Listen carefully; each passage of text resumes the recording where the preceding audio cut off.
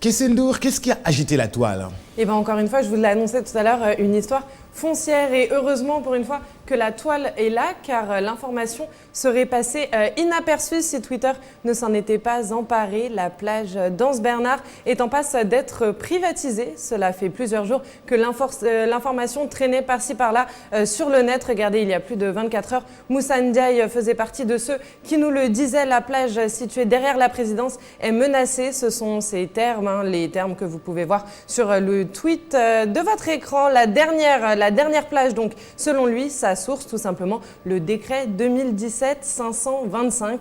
Un décret également cité par Papa Ismaël Dione qui précise que la zone déclassée par le président de la République en personne appartient au domaine public. Mieux, il nous présente le fameux décret en question, que là aussi vous pouvez voir à l'écran, un texte en date du 10 avril 2017 qui donne les détails de cette affaire. Regardez, c'est écrit 3548 mètres carrés sont sortis du domaine public de l'État et ont été immatriculés par un notaire. Et à l'heure où les problèmes fonciers font la une de l'actualité, cette décision choque. Mais il y a pire encore pour nos tweetos. Le terrain de cette fameuse plage aurait été cédé à un entrepreneur sud-africain, un entrepreneur étranger. C'est ce que nous apprend Tita Sarr qui accole à son poste un emoji blasé et résigné, une émotion majoritairement partagée par la toile puisque la jeune femme a été retweetée 133 fois et son post liké plus de 200.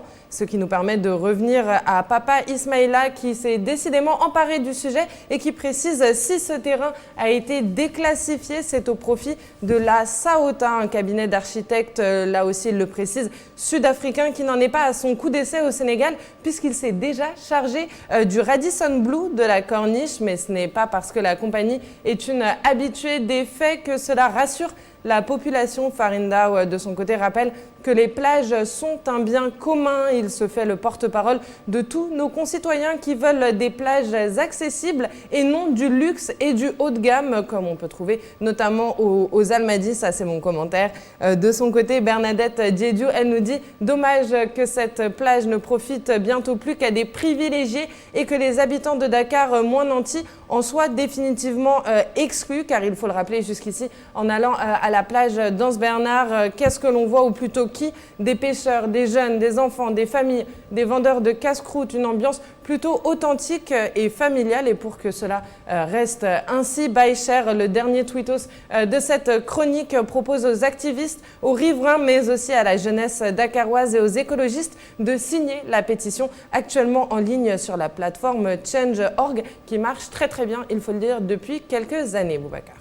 Merci beaucoup, Kessendour.